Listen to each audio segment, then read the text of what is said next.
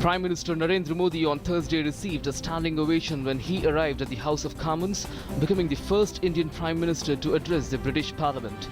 In his address to the British parliamentarians, he underlined the need for the world to speak in one voice and act in unison to combat the challenge of terrorism by adopting a comprehensive convention on international terrorism in the United Nations. Prime Minister Narendra Modi wooed a gathering of business leaders at London's financial hub Guildhall as he made a push for Make in India campaign. Listing out the achievements of his government, Prime Minister said that through his Make in India program, he wanted to make India a manufacturing hub. Prime Minister invited UK entrepreneurs to his country with the promise of all necessary correction in its policies to ensure ease of doing business. India and UK on Thursday announced signing of 6 pacts worth over £9 billion. They also decided to collaborate in the field of defence and cybersecurity besides launching a railway rupee bond. Moreover, London also supported India's candidature for a permanent seat in the United Nations Security Council. UK Prime Minister David Cameron spoke of his country's desire to invest in India. Prime Minister also expressed India's strong commitment to protecting its citizens and their rights to express their views. While reminding that India was the land of Buddha and Gandhi, Prime Minister Modi said that if any incident, even if insignificant, arising out of intolerance happens, law would take its course and strict action would be taken. Nitish Kumar-led government will take oath on 20th November. The oath-taking ceremony is slated to take place at the iconic Gandhi Maidan in Patna.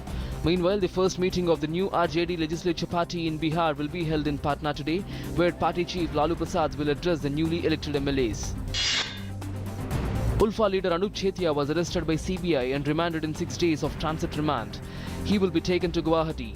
Ulfa leader Anup Chetia was handed over by Bangladesh to India on Wednesday morning. He was in Bangladesh since his arrest by the neighbouring country's police in 1997.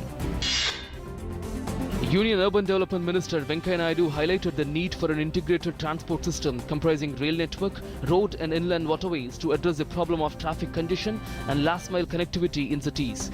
He was speaking at a book release function in New Delhi. Government has extended by 1 year the tenure of a high-level committee set up under former Chief Economic Advisor Ashok Lahiri to suggest steps to sort out taxation problem being faced by the trade and industry. The panel was given the task of interacting with the industry on tax-related issues on regular basis and ascertain areas where clarity in tax laws is required. Aviation regulator DGCA has now allowed domestic carriers to roll out zero-bag phase and charge penalty against check-in baggage for tickets booked under such an offer. At present, all domestic private airlines except national carrier Air India allow a flyer to carry up to 15 kg of check-in baggage without any cost.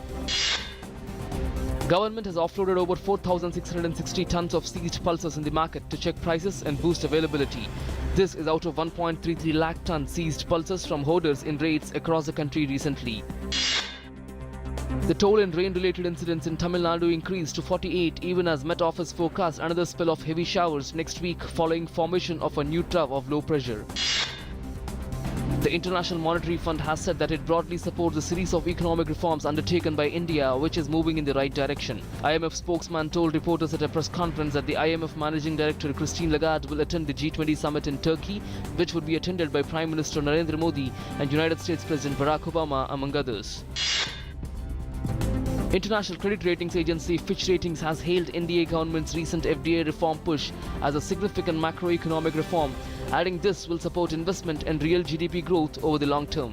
The rating agency said that implementation of these reforms and boosting investment is an important credit factor for India. At least 43 people were killed and more than 240 wounded in 2 suicide bomb blasts claimed by Islamic State in a crowded residential district in Beirut's southern suburbs, a stronghold of Shia Muslim group Hezbollah. Indian ace shuttler Saina Nehwal advanced into quarterfinals of China Open Badminton Super Series. She beat Malaysia's Jingyi T in a 3-setter while PV Sindhu was not so lucky as she too ran into a 3-game thriller but ran out of steam against China's Shixian Wang in pre-quarterfinals.